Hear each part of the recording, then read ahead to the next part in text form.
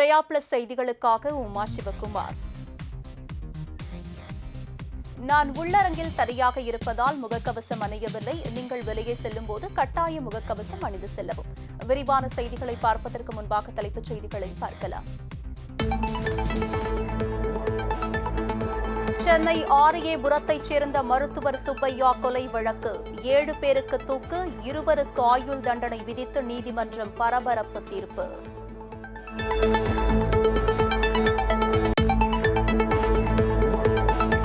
தண்டனை தாமதமானாலும் நீதி கிடைத்துள்ளது. சுப்பையாவின் மனைவி சாந்தி உருக்கம்.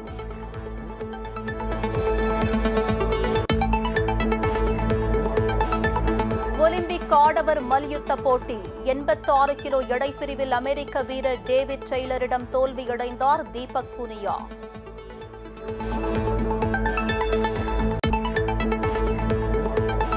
சாத்தான்குளம் தந்தை மகன் கொலை வழக்கு மதுரை மாவட்ட நீதிமன்றத்தில் பென்னிக்ஸின் தாயார் சாட்சியம்.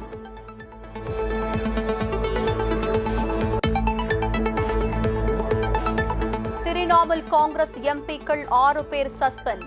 ஒட்டுக்கேற்பு பிரச்சினையில் நாடாளுமன்றத்தில் அமளியில் ஈடுபட்டதால் நடவடிக்கை.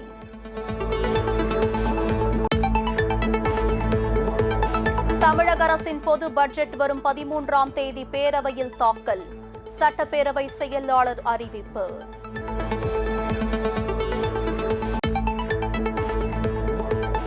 சென்னையில் தனியார் தொலைக்காட்சி அலுவலகத்தை அடித்து நொறுக்கிய சம்பவம். சம்பந்தப்பட்ட நபர் மீது 5 பிரிவுகளின் கீழ் வழக்கு பதிவு.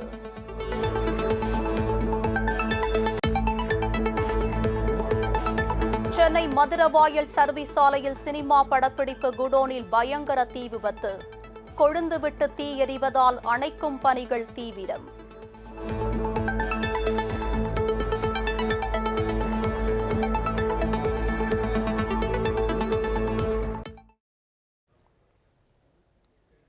விரிவான செய்திகள்.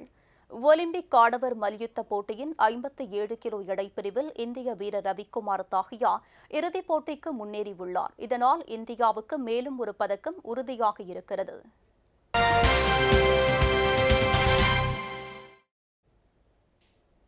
டோக்கியோ ஒலிம்பிக்கில் ஆடவருக்கான மல்யுத்த போட்டியில் ஃப்ரீ ஸ்டைல் 57 கிலோ எடைப்பிரிவில் இந்தியா சார்பில் ரவிக்குமார் தாஹியா பங்கேற்றார். கால் இறுதிக்கு முந்தைய சுற்றில் கொலம்பிய வீரர் டிஜ்ரோஸ் உர்பானோவை 13-2 என்ற புள்ளிக்கணக்கில் தோற்கடித்து கால் இறுதிக்கு முன்னேறினார். இதனைத் தொடர்ந்து நடைபெற்ற கால் இறுதிப் போட்டியில் பல்கேரிய வீரர் வாஞ்சலோவை ரவிக்குமார் தாஹியா எதிர்கொண்டார். விறுவிறுப்பாக நடைபெற்ற இந்த போட்டியில் தொடக்க முதலை அபாரமாக விளையாடிய ரவிக்குமார் பல்கேரியா வீரரை திணறடித்தார். இறுதியில் 14-4 என்ற புள்ளிக்கணக்கில் வெற்றி பெற்று ரவிக்குமார் அரையிறுதிக்கு முன்னேறினார். இதனைத் தொடர்ந்து நடைபெற்ற அரையிறுதிப் போட்டியில் கஜகஸ்தான் வீரர் நுரிஸ்லாம் சஞ்சனாவை வீழ்த்தி இறுதிப் போட்டிக்கு தகுதி பெற்றுள்ளார். இதன் மூலம் இந்தியாவுக்கு குறைந்தபட்சம் வெள்ளிப்பதக்கம் கிடைப்பதை ரவிக்குமார் உறுதி செய்திருக்கிறார்.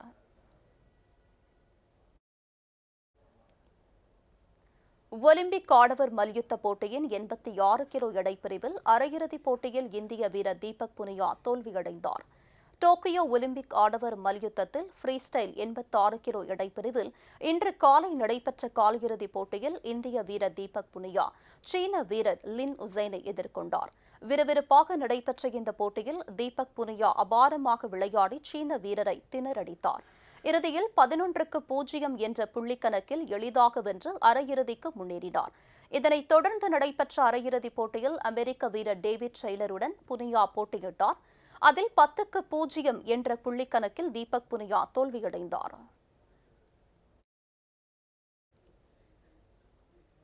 பிரபல நரம்பியல் மருத்துவர் சுப்பையா கொலை வழக்கில் குற்றம் சாட்டப்பட்ட 9 பேரில் 7 பேருக்கு தூக்கு தண்டனையும் 2 ஆயுள் தண்டனையும் விதித்து சென்னை முதலாவது அமர்வு நீதிமன்றம் தீர்ப்பளித்திருக்கிறது. கடந்த 2013ஆம் ஆண்டு செப்டம்பர் 9ஆம் தேதி சென்னை ராஜா அண்ணாமலைபுரத்தில் நரம்பியல் மருத்துவர் சுப்பையா கூலிப்படையினரால் வெட்டி கொலை செய்யப்பட்டார். இந்த கொலை சம்பவம் தொடர்பாக சுப்பையாவின் மைத்துனர் ஏ மோகன் அளித்த புகாரில் வழக்கு பதிவு செய்த அபிராமபுரம் போலீசார் அரசு பணியில் இருந்த ஆசிரியர்கள் பொன்னுசாமி, மேரி புஷ்பம், வழக்கறிஞர் Basil, William, doctor James Sathishkumar, engineer Boris, கூலிப்படையைச் சேர்ந்த கபடி வீரர் ஏசுராஜன், முருகன், செல்வ பிரகாஷ், ஐயப்பன் ஆகிய 10 பேரை கைது செய்தனர். இவர்களில் ஐயப்பன் அப்ரூவராக மாறி ஒப்புதல் வாக்குமூலம் அளித்தார்.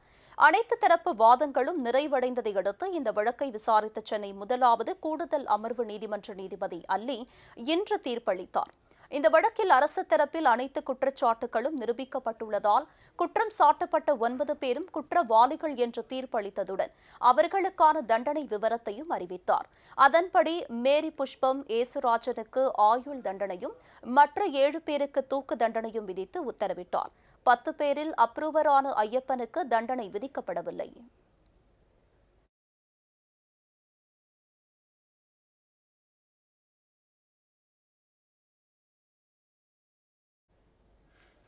தண்டனை தாமதமானாலும் நீதி கிடைத்திருப்பதாக மருத்துவர் சுப்பையாவின் மனைவி சாந்தி உருக்கமாக தெரிவித்துள்ளார். Emotional moment, private moment. ஆனால் எங்களுக்கு government, judiciary, public prosecutor, police and media எல்லாரையும் தேங்க் பண்ணணும்னு நினைக்கிறோம். Thank you very much for all your support. எங்களுக்கு சட்டத்துக்கு மேலே எப்போவுமே நம்பிக்கை இருந்தது. அந்த நம்பிக்கை வீண் போகலை. அதுதான் இன்னைக்குள்ள தீர்ப்பு காமிச்சிருக்கு. என் ஹஸ்பண்டும் நீதித்துறையை நம்பினார், நாங்களும் நம்பினோம். அது வீண் போகலை. கொஞ்சம் லேட், ஆனால் it is never too late to get justice. See, whatever it is, N husband திருப்பி வரப்போகிறதில்ல. What we have lost is lost.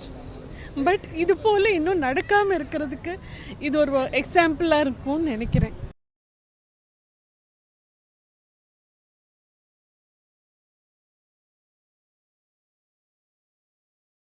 Sathankulam தந்தை மகன் கொலை வழக்கில் மதுரை மாவட்ட முதலாவது கூடுதல் நீதிமன்றத்தில் சாட்சி கூறிய பின்னர் ஜெயராஜின் மனைவி திருமதி செல்வராணி செய்தியாளர்களை சந்தித்து வருகிறார். அதனை நேரடி காட்சிகளை பார்க்கலாம். அன்னைக்கு என்ன எனக்கு தெரிஞ்சு அன்னைக்கு நடந்ததை நான் சொல்லியிருக்கேன். எனக்கு தெரியாது, எனக்கு நேரடியாக தெரியாது. எனக்கு சொல்லி தான் தெரியும் நடந்தது. அன்னைக்கு அவங்க மத்தியானம் காலையில் சாப்பிட்டுட்டு போனாங்க, மத்தியானம் சாப்பிட்டுட்டு போனாங்க. சாயங்காலம் பாலெலாம் வாங்கி தந்துட்டு 8 மணிக்கு கடை போட்டு வருவோம்னு சொல்லிட்டு போனாங்க. நல்லா ஹெல்த்தியாக தான் இருந்தாங்க. 5:30க்கெலாம் எழுந்து குளிச்சுட்டு அவங்க போயிடுவாங்க. இவனும் 5:30க்கு எழுந்து இந்த வாக்கிங் ஓடுறதுக்கு போயிடுவான். போயிட்டு தான் கடை திறப்பான். அன்னைக்கும் போயிட்டு தான் வந்தான். உயிரற்ற உடலாக தான் அவங்கள நாங்கள் 22 அவனை பார்த்தது மத்தியானம் சாப்பிட வரும்போது பார்த்தேன். அவங்க அப்பாவை பார்த்து நைட்டு பால் வாங்கி தந்துட்டு போனப்போ பார்த்தேன். அதுக்கப்புறம் நான் இறந்து பிரேதத்தை தான் பார்த்தேன். எங்களுக்கான நீதியை நாங்கள் நீதிமன்றத்தில் எங்களுடைய நியாயத்தை நாங்கள் அதில் சொல்லியிருக்காங்க அவங்க. நாங்கள் நீதிமன்றம் எங்களுக்கு விரைவாக நீதி வழங்குன்னு சொல்லி நம்புகிறோம். எங்களுக்கு நடந்தது போல் இன்னொரு குடும்பத்துக்கு நடக்கக்கூடாது. ஏன்னா அவங்க கல்யாணம் ஆகி 35 வருஷம் ஆகுது. எங்கள் அப்பயுமே போனதில்லை. இப்போ அது எப்படி நீதிமன்றம்லாம் வரும், கடைக்கு கூட நான் போனதில்லை. நீதிமன்றம் வரைக்கும் வர வேண்டிய சூழ்நிலையாக இப்போ. கடைசி எங்கள் அப்பா வீட்டை தம்பி வீட்டுக்கு அவங்க அம்மா வீட்டுக்கு அவங்க தனியாக போனதே இல்லை. அவங்க கடைசி ஒரு நாளும் தனியாக போனதில்லை. கடைசியில் தம்பி வீட்டுக்கு போன்னு சொன்னது ஃபஸ்ட்டு அதுதான், கடைசி அதுதான்.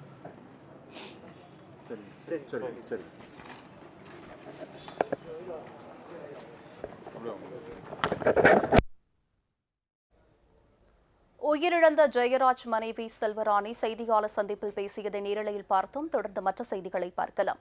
ஆந்திரா, தெலுங்கானா இடையேயான தண்ணீர் பிரச்சினை குறித்த வழக்கு விசாரணையில் இருந்து உச்சநீதிமன்ற தலைமை நீதிபதி விலகியுள்ளார். இதையடுத்து இந்த வழக்கு வேறு அமர்வுக்கு மாற்றப்பட்டுள்ளது.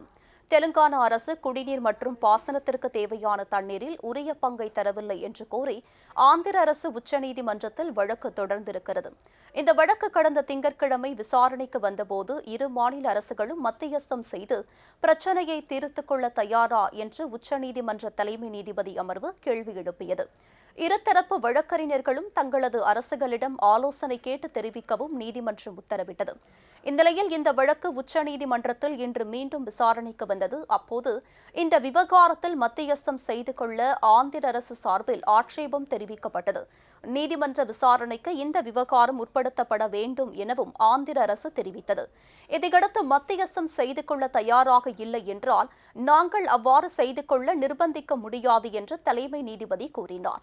இதனைத் தொடர்ந்து இந்த வழக்கு விசாரணையில் இருந்து தான் விலகிக் கொள்வதாக அறிவித்த தலைமை நீதிபதி NV ரமணா விசாரணையை வேறு அமர்வுக்கு மாற்றி உத்தரவிட்டுள்ளார்.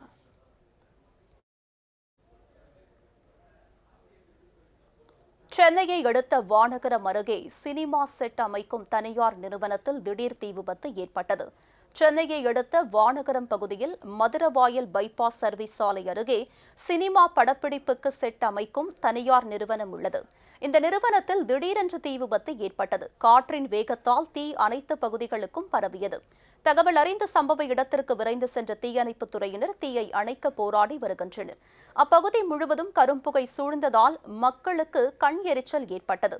தீ விபத்தை அவ்வழியே சென்ற பொதுமக்கள் சாலையில் நின்று பார்த்துவிட்டு செல்வதால் தாம்பரம் மதுரவாயல் பைபாஸ் சாலையில் கடும் போக்குவரத்து நெரிசல் ஏற்பட்டது. இனிவரும் செய்திகளை விரைவுச் செய்திகளாக பார்க்கலாம். முழுவதுமாக இந்தியாவில் தயாரிக்கப்பட்ட விமானம் தாங்கி கப்பலான விக்ராந்த் மெய்டன் கடல் பகுதியில் முதல் முறையாக பரிசோதனை செய்யப்பட்டது. இந்தியாவில் இதுவரை வடிவமைக்கப்பட்டதில் மிகப்பெரிய மற்றும் சிக்கலான வடிவமைப்பை கொண்ட போர்க்கப்பல் இது என்று கடற்படை தகவல் தெரிவித்திருக்கிறது. இந்த கப்பல் அடுத்த ஆண்டு கடற்படை சேவையில் இணைக்கப்படும் என்றும் இதனால் கடற்படையில் பலம் கூடும் என்றும் பாதுகாப்புத்துறை அமைச்சர் திரு ராஜ்நாத் சிங் தெரிவித்துள்ளார்.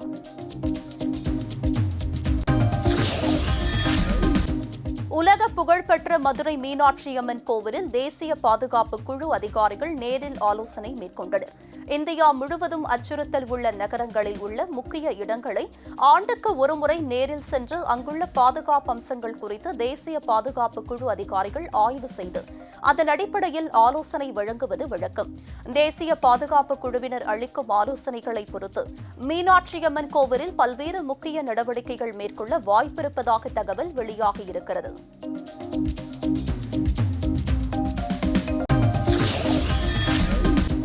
மயிலாடுதுறையில் கள்ளச்சாராயம் விற்பனை செய்யும் வீடியோ சமூக வலைதளங்களில் வைரலாகி வருகிறது. திருவிழந்தூர் அருகே அண்ணா நகரில் விஜயேந்திரன் என்பவர் சாராயம் விற்று வந்துள்ளார். இதனை அப்பகுதியைச் சேர்ந்த ஒருவர் செல்போனில் வீடியோ எடுத்து சமூக வலைதளங்களில் வெளியிட்டார். மாவட்ட கண்காணிப்பாளர் சுகுணா சிங் அறிவுறுத்தலின் பேரில் சாராயம் விற்று வந்த விஜயேந்திரனை போலீசார் கைது செய்து சிறையில் அடைத்தனர்.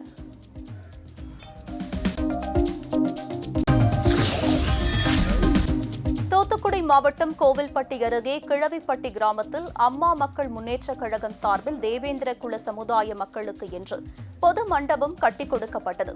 கழக தேர்தல் பிரிவு செயலாளரும் தென்மண்டல பொறுப்பாளருமான திரு SVSP மாணிக்கராஜா பொது மண்டபத்தை திறந்து வைத்து நலத்திட்ட உதவிகளை வழங்கினார்.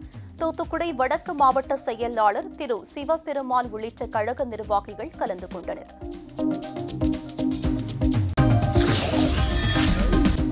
மீனவர்களுக்கு எதிரான தேசிய மீன்வள ஒழுங்குமுறை வரைவு மசோதாவை கொண்டுவர எதிர்ப்பு தெரிவித்து கன்னியாகுமரி மாவட்டம் நாகர்கோவிலில் SDPI கட்சி சார்பில் ஆர்ப்பாட்டம் நடைபெற்றது.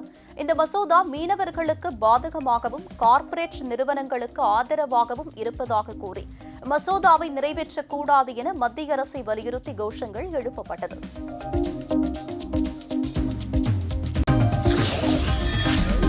ஈரோடு மாவட்டத்தில் நில ஆக்கிரமிப்பாளருக்கு ஆதரவாக போலீசார் செயல்படுவதாக கூறி பார்வை திறனற்ற மாற்றுத்திறனாளி மூதாட்டி ஒருவர் SP அலுவலகத்தில் புகார் அளித்துள்ளார்.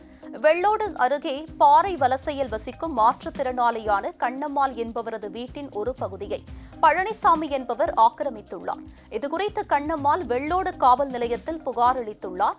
ஆனால் போலீசார் புகார் கொடுத்த வந்த கண்ணம்மாளை மிரட்டியுள்ளனர். இதனால் அதிர்ச்சியடைந்த கண்ணம்மாள் பழனிசாமி மீதும் வெள்ளோடு போலீசார் மீதும் நடவடிக்கை எடுக்க வலியுறுத்தி ஈரோடு SP அலுவலகத்தில் மனு அளித்துள்ளார்.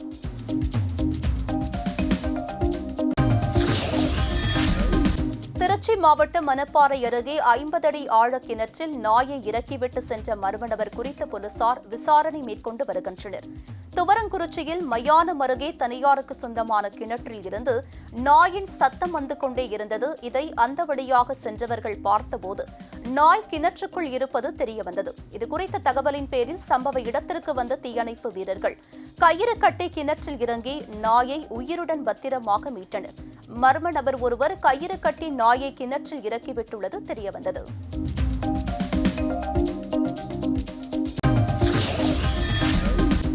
புதுச்சேரியில் குழந்தைகள் கொரோனாவால் பாதிக்கப்படுவது 3வது அலையால் இல்லை என்றும், எத்தனை அலை வந்தாலும் நோய் தொற்று உள்ளவர்களுக்கு சிகிச்சை அளிக்க புதுச்சேரியில் அனைத்து வசதிகளும் தயார் நிலையில் இருப்பதாகவும் துணைநிலை ஆளுநர் திருமதி தமிழிசை சவுந்தரராஜன் தெரிவித்துள்ளார்.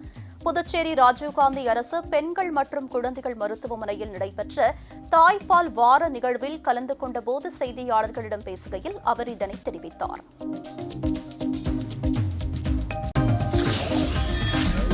புதுக்கோட்டை மாவட்டம் கரம்பக்குடி அருகே இறந்தவர் உடலை எடுத்துச் செல்ல பாதை இல்லாத காரணத்தால் விளைநிலத்தின் வழியாக கொண்டு செல்ல வேண்டிய அவல நிலை ஏற்பட்டுள்ளது. களபம் கிராமத்தில் உயிரிழந்த பாப்பாத்தி என்ற மூதாட்டியின் உடலை விளைநிலங்களின் வழியாக கொண்டு சென்றனர். அந்த கிராமத்தில் ஆதி திராவிட குடும்பங்களைச் சேர்ந்த 600க்கும் மேற்பட்டோர் வசித்து வருகின்றனர். இங்கு உயிரிழப்போரின் உடல்களை கொண்டு செல்ல பாதை இல்லாததால் 40 ஆண்டுகளாக விளைநிலங்களின் வழியாக கொண்டு செல்வதாக அந்த ஊர் மக்கள் புகார் தெரிவித்துள்ளனர். மாவட்ட நிர்வாகம் உடனடியாக நடவடிக்கை எடுக்க வேண்டும் என்று கிராம மக்கள் மாவட்ட ஆட்சியருக்கு வேண்டுகோள் விடுத்துள்ளனர்.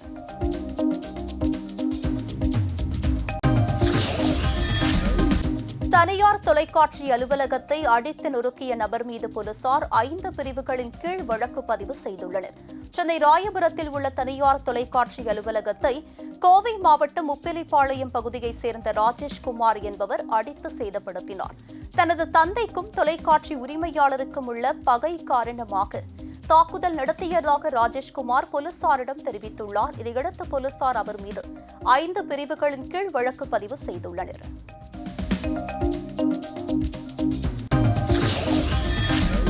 அரியலூர் மாவட்டம் ஜெயங்கொண்டம் நகராட்சி சார்பில் ஆணையர் திருமதி சுபாஷினி தலைமையில் கொரோனா பெருந்தொற்று குறித்து முன்னெச்சரிக்கை நடவடிக்கை விழிப்புணர்வு உறுதிமொழி ஏற்கப்பட்டது. பின்னர் அம்மா உணவகத்தில் கபசுர குடிநீர் வழங்கும் பணி தொடங்கப்பட்டு கொரோனா பாதுகாப்பு உபகரணங்கள் அடங்கிய தொகுப்புகள் பணியாளர்களுக்கும் பொதுமக்களுக்கும் வழங்கப்பட்டது.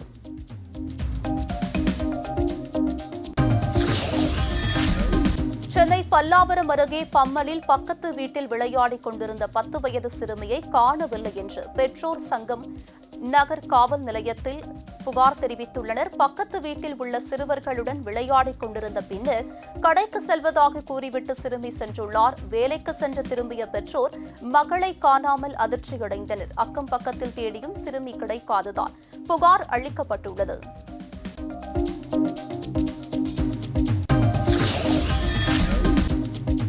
உத்தரப்பிரதேச மாநிலம் அயோத்தியில் கட்டப்பட்டு வரும் ராமர் கோவில் வரும் 2023ஆம் ஆண்டு பக்தர்கள் தரிசனத்திற்காக திறக்கப்பட உள்ளது.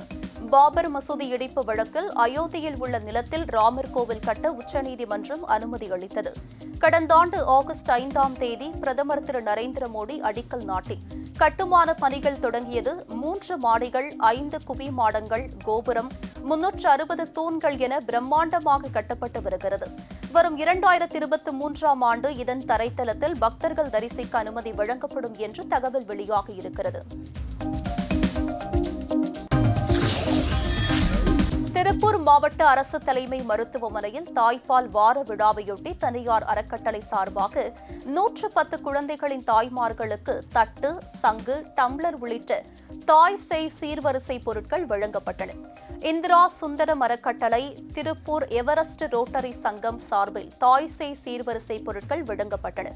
தொடர்ந்து மாற்றுத்திறனாளிகளின் 2 குழந்தைகளுக்கு மொபைல் போன்கள், பள்ளி மாணவனுக்கு 10,000 ரூபாய் உதவித்தொகையும் 80,000 ரூபாய் மதிப்பிலான கல்வி உபகரண பொருட்களும் வழங்கப்பட்டது.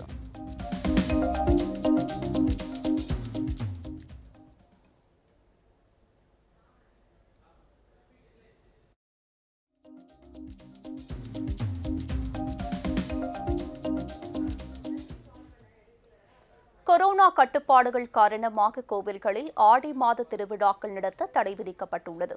இதனால் தூத்துக்குடி பூ சந்தையில் மல்லிகை, பிச்சிப்பூ, செவ்வந்தி உள்ளிட்ட பூக்களின் விலை திடீரென்று வீழ்ச்சியடைந்துள்ளதால் விவசாயிகளும் வியாபாரிகளும் கவலையடைந்துள்ளனர்.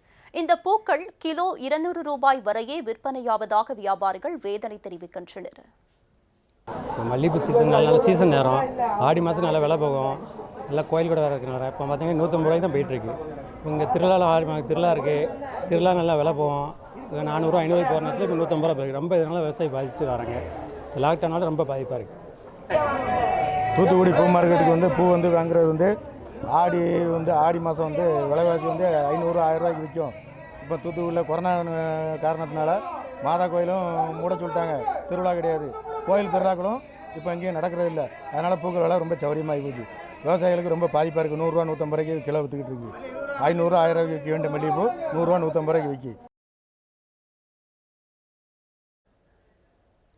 சாத்தான்குளம் தந்தை மகன் கொலை வழக்கில் உயிரிழந்த பென்னிக்ஸ் தாயாரிடம் சாட்சிய விசாரணை நடைபெற்றது.